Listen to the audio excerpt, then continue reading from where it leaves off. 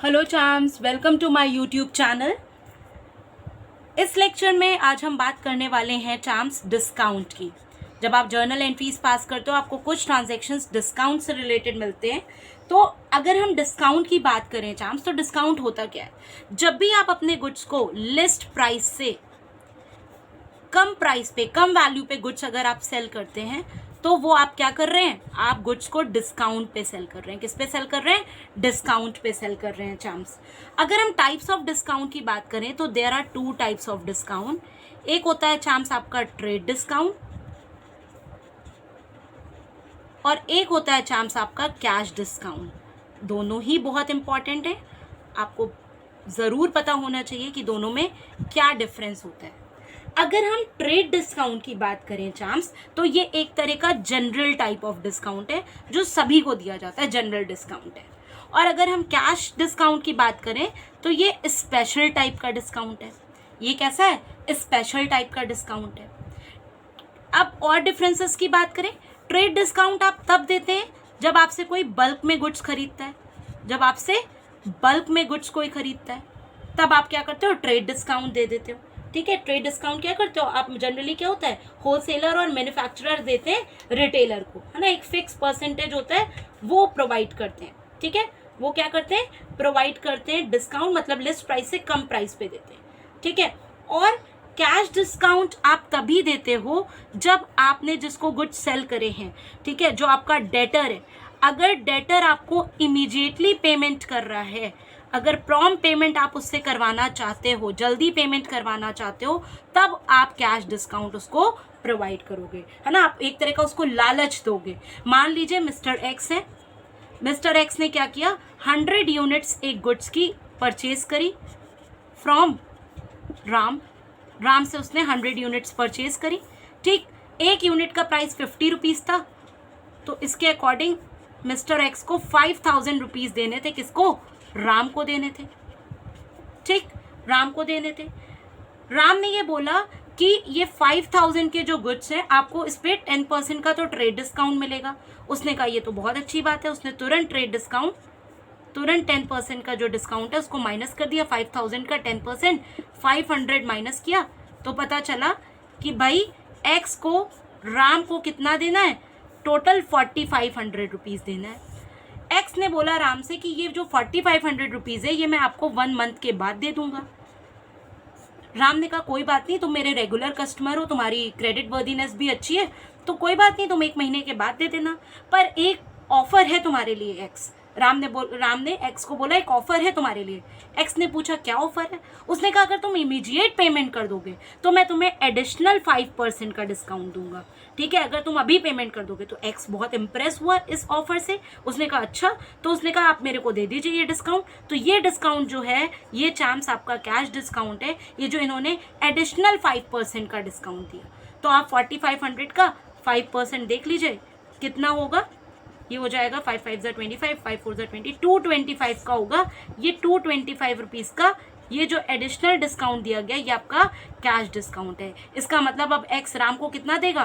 10 - 5, इधर हो जाएगा 9 - 2 7, इधर हो जाएगा 4 - 2 मीन्स 4275 एक्स किसको पे करेगा? राम को पे करेगा। ठीक है, ये जो 225 है ये आपका कैश डिस्काउंट है और ये जो जनरल डिस्काउंट था ये आपका ट्रेड डिस्काउंट था। अब जो दूसरी इंपॉर्टेंट बात है जो चांस आपको ध्यान में रखनी है, जो आपका ट्रेड डिस्काउंट है और कैश डिस्काउंट है, इसको आप बुक्स ऑफ अकाउंट्स में कैसे दिखाओगे उसको अब हम समझेंगे चांस। ठीक है, अगर हम ट्रेड डिस्काउंट की बात करें तो जो ट्रेड डिस्काउंट है बुक्स ऑफ अकाउंट्स में शो नहीं होगा। बुक्स ऑफ अकाउंट्स में शो नहीं होगा। बस आप क्या करोगे? टोटल वैल्यू में से डिस्काउंट की वैल्यू माइनस करोगे और आप नेट अमाउंट निकाल लोगे आप, लेकिन इस डिस्काउंट को बुक्स में शो नहीं करोगे। पर अगर हम कैश डिस्काउंट की बात करें तो ये बुक्स ऑफ अकाउंट्स में शो होगा, शो होगा। और ये कैश डिस्काउंट दो तरीके से हो सकता है, या तो आपको रिसीव हो रहा होगा डिस्काउंट या आप अलाउ कर रहे होगे डिस्काउंट।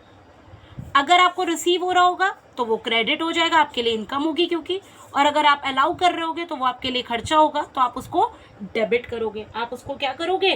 डेबिट करोगे। ओके चैम्प्स, क्या करोगे? इसको डेबिट करोगे। ठीक है, अब मैं आपको एक एग्जाम्पल देती हूँ। ठीक है, एग्जाम्पल क्या है? मान लीजिए मैंने, एग्जाम्पल है, sold goods to Hari for the list price rupees 60,000 at 10% trade discount. आपको ये सिंपल सा ट्रांजेक्शन दिया कि मैंने हरी को गुड्स बेचा जिसकी लिस्ट प्राइस 60,000 थी और उस पर 10% का ट्रेड डिस्काउंट है। तो आप कैसे एंट्री करोगे चैम्प्स? एंट्री आप कैसे करोगे? अब 60,000 का गुड्स था, 10% का ट्रेड डिस्काउंट है। आप याद रखना, उसको तुरंत आप आलू के छिलके की तरह निकाल के फेंक दोगे। जैसे आप आलू की सब्जी बनाते हो तो क्या करते हो? उसका पील हटा देते हो ना, पील रिमूव करके आप सब्जी बनाते हैं ना। तो वैसे ही trade discount is just like a peel of potato, आप उसको तुरंत रिमूव कर दोगे। ठीक, आपने इसको सॉल्व किया, आपको पता चला कि 6,000 की वैल्यू है ट्रेड डिस्काउंट की। ठीक, तो आपको पता है ट्रेड डिस्काउंट आपका बुक्स ऑफ अकाउंट्स में तो शो होना नहीं है। तो जब आप एंट्री करोगे, आपने गुड्स किसको बेचा है? हरी को बेचा है, आपका हरी क्रेडिटर है। ठीक है, तो अगर क्रेडिटर की वैल्यू बढ़ती है तो मॉडर्न रूल कहता है उसको आप डेबिट करो। सॉरी, यस, आपने क्या किया? सॉरी, डेटर्स है, हरी आपका डेटर होगा क्योंकि आपने गुड्स क्या किया है? सेल किया हरी को, तो हरी इज योर डेटर। और रूल कहता है अगर वैल्यू ऑफ डेटर बढ़ रही है तो आप उसको डेबिट करो और टू सेल्स अकाउंट हो जाएगा। पर आप एंट्री जो करोगे, अमाउंट जो मेंशन करोगे, वो 60,000 नहीं लिखोगे, 60 में से 6,000 माइनस करके, ट्रेड डिस्काउंट माइनस करके जो अमाउंट आएगा वो आप लिखोगे। आपने बुक्स ऑफ अकाउंट्स में ट्रेड डिस्काउंट नहीं दिखाया पर उसका इफेक्ट सिर्फ दिखा दिया। ठीक है, ये 64,000 कैसे आया? 60,000 के गुड्स थे और 6,000 का उस पर आपने क्या दे दिया? ट्रेड डिस्काउंट दे दिया। क्या दे दिया? ट्रेड डिस्काउंट दे दिया। सो आई होप चैम्प्स आपको ये क्लियर हो गया होगा कि ट्रेड डिस्काउंट को कैसे शो करते हैं बुक्स में। ठीक, अब अगर हम बात करें इसी में, received rupees 50,000 from Hari in full settlement. In full settlement. ये हमारा नेक्स्ट ट्रांजेक्शन है कि भाई हमने हरी को 60,000 का गुड्स बेचा था जिसपे 10% का ट्रेड डिस्काउंट था। अब हम हरी से 50,000 रिसीव कर रहे हैं और फुल सेटलमेंट हो जा रहा है। मतलब हमें हरी से लेना 54 था लेकिन 50,000 में पूरा सेटलमेंट हो जा रहा है। 50,000 में पूरा सेटलमेंट हो रहा है आपका। तो अब आप इस केस में क्या करोगे? आपके पास कैश आ रहा है, कैश अकाउंट डेबिट करोगे और आपने क्या किया है? आपने 54 की जगह 50 लिए, मतलब आपने 4,000 का आपने कैश डिस्काउंट दिया हरी को। इस तरह की सिचुएशन में आप याद रखिएगा, ये आपका ट्रेड डिस्काउंट नहीं होगा, ये आपका कैश डिस्काउंट होगा, हिडन कैश डिस्काउंट होगा। उसको आप बुक्स ऑफ अकाउंट्स में दिखाओगे। आप अलाउ कर रहे हो डिस्काउंट, तो डिस्काउंट अलाउड हो जाएगा। डिस्काउंट अलाउड अकाउंट डेबिट हो जाएगा टू हरी। कौन दे रहा है? हरी दे रहा है। तो कैश आपको कितना मिल रहा है? 50,000, जबकि हरी से लेना था 54,000। ये जो डिफरेंस है वो 4,000 का, वो आपका कैश डिस्काउंट माना जाएगा और जिसको आप बुक्स ऑफ अकाउंट्स में शो करोगे क्योंकि आपने अलाउ किया, इसलिए डिस्काउंट अलाउ को आपने डेबिट कर दिया। तो ये था आपका ट्रेड डिस्काउंट और cash discount. I hope champs आपको कैश डिस्काउंट और ट्रेड डिस्काउंट में डिफरेंस क्लियर हो गया होगा। आपको पॉइंट जो याद रखना है वो ये है कि ट्रेड डिस्काउंट को बुक्स ऑफ अकाउंट में शो नहीं करते हैं और कैश डिस्काउंट को बुक्स ऑफ अकाउंट्स में शो करते हैं। So stay happy, stay tune, bye, take care.